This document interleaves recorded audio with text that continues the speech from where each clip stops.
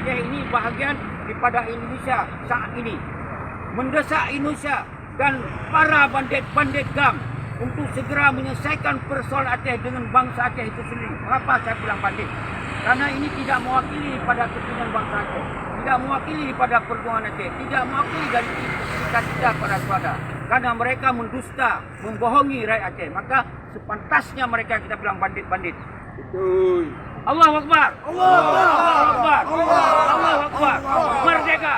Merdeka. Merdeka.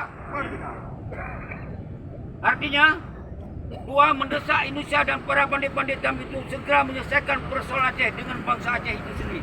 Karena perdamaian MOU Helsinki cacat hukum berdasarkan konstitusi pertemuan Aceh mereka 1976. Ini untuk saudara-saudara ketahui bahwa MOU Helsinki kami menyatakan cacat hukum karena tidak berdasarkan rekomendasi UN, tidak berdasarkan rekomendasi United Nations pada PBB, tidak ada rekomendasi. Dan kami menyatakan juga bahwa tidak ada rekomendasi dari Allah Yarham Tengku Hassan Tiro. Tidak ada letter of the recommendation. Dia tak pernah diberikan surat rekomendasi dari Tengku Hassan Tiro.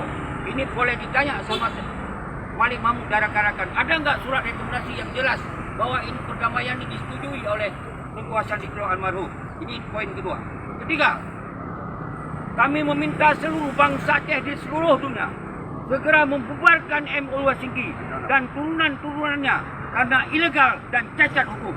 Poin ketiga, kami meminta seluruh bangsa Aceh seluruh dunia bubarkan MOU dan turunan-turunannya. Partai lokal semuanya yang menyangkut dengan poin-poin MOU harus dibubarkan. Setuju? Allahu Akbar. Allahu Akbar. Allahu Akbar. Merdeka. Merdeka. Merdeka. Merdeka. Tertanda Presiden Aceh. Presiden Aceh. Gangurung DSRA atau GAM Independen.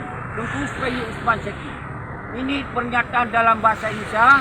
Tentu ada di dalam bahasa Inggris satu lagi. Kalau kita baca tetap 15 menit juga.